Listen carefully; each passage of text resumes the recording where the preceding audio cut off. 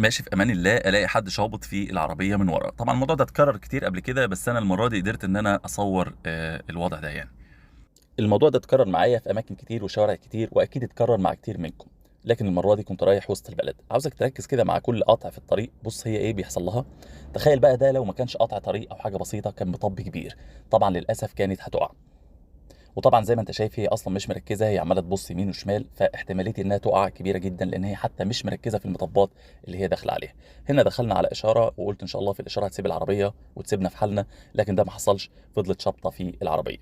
وزي ما انت شايف كده الطريق زحمه، ورانا عربيات كتير يمين وشمال في كل حته، ماشيين على سرعه برضو مش قليله، حوالي 30 40 كيلومتر في الساعه. فحتى هي لو وقعت لا قدر الله فعلا هتتاذى بشكل كبير، لان العربيات اللي ورايا ماشيه بسرعه مش قليله. طبعا هو اللي ماسك بيبقى ماسك من هنا كده، بيدخل ايده في حز الشنطه. الخطوره من وجهه نظري انه بص الحته دي انت ممكن فعلا يجي يطلع ايده مش هيعرف. يعني هو لو ايده تخينه زي ايدي كده او صوابعه يعني عريضه شويه، ممكن يدخلها ما يعرفش يطلعها. فيعني ما اعرفش بقى يمسكه ازاي، بس الموضوع ليه مخاطر كتير. الحاجه الثانيه، هو لو مسك من هنا هتبقى دي زاويه الصوره بتاعته، هيبقى شايف الايه الشارع بالشكل ده. اعتقد انه هيقدر يلمح المطبات. لكن لو بنت او يعني حد قصير شويه بيلجأوا ان هم يقفوا كده، بحيث ان هو يلمح برضو الايه الصوره او المطبات. هو مبدئيا شايف الطريق، بس برضو بسبب المشتتات اللي جانبيه اليمين والشمال عمره ما هيقدر ان هو يركز 100%. فالخطوره الحقيقيه ان العربيه تدوس على مطب هو ما يشوفوش، فيجي هنا يتفاجئ بوجود المطب اللي هيعمل له كارثه حقيقيه. يعني المطبات دي مش لازم حتى تكون حاجه كبيره. انت عارف بلاعه زي دي مثلا، البلاعه دي هو عليها غطا، خدت بالك؟ طب لو افترضنا ان الغطا بتاعها مسروق، حد كده خلينا نقول ابن حلال جه سرق الغطا، ايه الحل ساعتها؟ بلاش الغطا ده يكون مسروق، خليه نازل لتحت. يعني الشفه دي نازله لتحت والشفه دي طالعه لفوق. هو هيتصدر فيها تماما هنا في الحته دي، في الشفه بتاعتها. في حفره في الطريق، في نقره في الطريق، مليون سيناريو مليون حاجه وحاجه قد تكون موجوده. طب وايه الحل؟ طيب ايه الحل بقى؟ الحل سهل وبسيط، ان انت ما تدوسش على اي مطب. طبعا بهرج، هتعملها ازاي دي؟ انت لو عفريت مش هتعرف تعملها.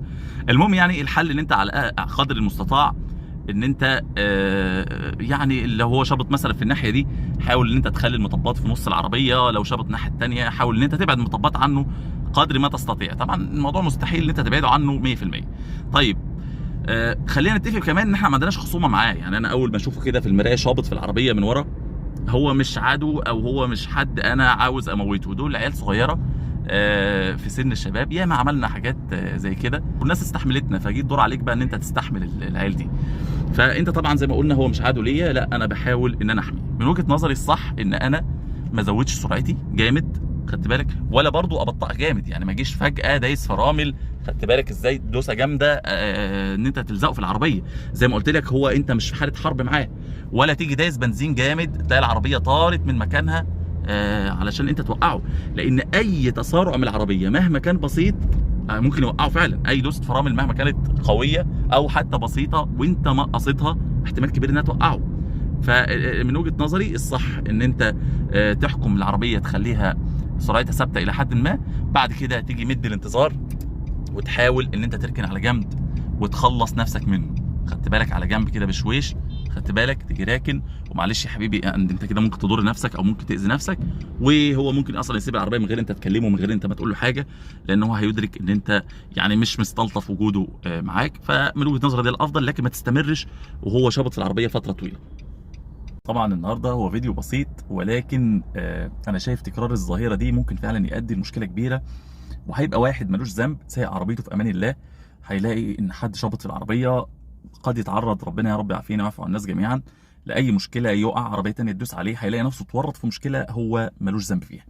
فمن وجهه نظري ان الرياضه دي عشان تتمارس ما ينفعش تتمارس في الشارع، ما ينفعش تتمارس في وسط العربيات. اللي بيبقى حتى شابط مش لابس حتى اي حاجه وقائيه، لو وقع على الارض هيتبهدل اخر بهدله. فالموضوع غلط وخطر 100%. عاوز اقول لكم يعني يمكن في وسط البلد الوضع كويس، ده بتبقى في شوارع زحمه واماكن شعبيه بيبقى الموضوع يا جدعان مرعب بطريقه والله ما لها مثيل. فاللي هيخبطوا من ورا مظلوم وصاحب العربيه مظلوم. ما حدش يقول لي بقى اصل انت ازاي تقول كده، لا هو مظلوم، هو ملوش ذنب. فيعني الله المستعان.